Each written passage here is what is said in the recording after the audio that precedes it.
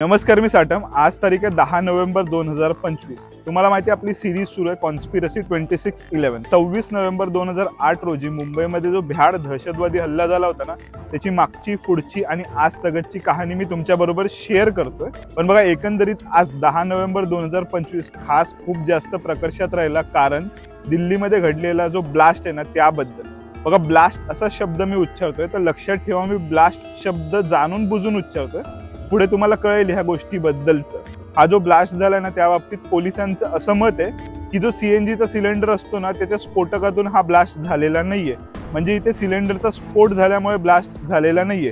मग अशा वेळेला लोकांच्या मनामध्ये प्रश्नचिन्ह आला की हा बॉम्ब ब्लास्ट झाला आहे का, म्हणजे दहशतवाद्यांनी घडवून आणलेला हा हल्ला आहे का। आतापर्यंत बऱ्यापैकी गोष्टी क्लिअर झालेल्या आहेत की नक्की हा ब्लास्ट होता, बॉम्ब ब्लास्ट होता की सीएनजी ब्लास्ट होता त्याबद्दलचं। तर बघा, हा एकदम परफेक्टरित्या घडवून आणलेला दहशतवादी हल्ला किंवा मग बॉम्ब ब्लास्ट किंवा मग स्फोट असं सुद्धा म्हणू शकतो आपण ह्याला।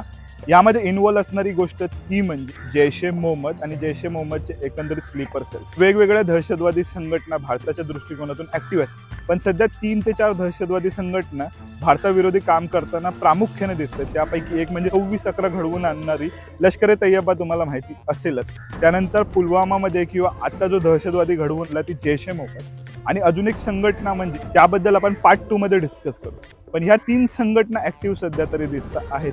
त्यापैकी ह्या जैश ए मोहम्मदच्या फरीदाबाद मॉड्यूलने हा दहशतवादी हल्ला घडवून आणलेला आहे। दोनच इनपुट देतो, बाकीच्या सर्व गोष्टी येणाऱ्या व्हिडिओज मध्ये तुमच्याबरोबर मी शेअर करेन। बघा, 19 ऑक्टोबर 2025 ला एक परिपत्रक बाहेर येतं जैश ए मोहम्मदचं। कुठे येतं? श्रीनगर मधील बनपुरा येथील नवगाम येथे। त्या परिपत्रकामध्ये गजवाए हिंद बद्दलचं डिस्कशन झालेलं असतं आणि एकंदरीतच त्या परिपत्रकाच्या आधारे दिल्ली पोलीस, जम्मू काश्मीर पोलीस आणि एकंदरीतच आपल्या सुरक्षा संघटना आहेत ना, त्या एक ऑपरेशन लॉन्च करतात आणि त्यानंतर 30 ऑक्टोबर रोजी फरीदाबाद टेरर मॉड्यूल एक्सपोज होतं। त्याच अनुषंगाने एका डॉक्टरला अटक होते। ते तिथल्याच फरीदाबाद युनिव्हर्सिटीमध्ये प्राध्यापक आणि त्याच वेळेला तिथल्या इमर्जन्सी युनिटमध्ये डॉक्टर म्हणून काम करत असतात। आणि आपल्याला कुठल्याही प्रकारे कुठल्याही प्रदेशातील लोकांना एक पर्टिक्युलर कॅटेगरीमध्ये कॅटेगराईज करायचं नसलं तरी सुद्धा हे काश्मीरी होते। आणि अजून एक इंटरेस्टिंग गोष्ट म्हणजे एक इंटरेस्टिंग संज्ञा एकंदरीतच टेररच्या व्याख्यामध्ये जुडली गेली आहे, ती म्हणजे व्हाईट कॉलर टेरर इकोसिस्टम। एकंदरीत ह्या सर्व गोष्टींबद्दल आपण डिस्कस करू। पहिला पार्ट 2 पहा।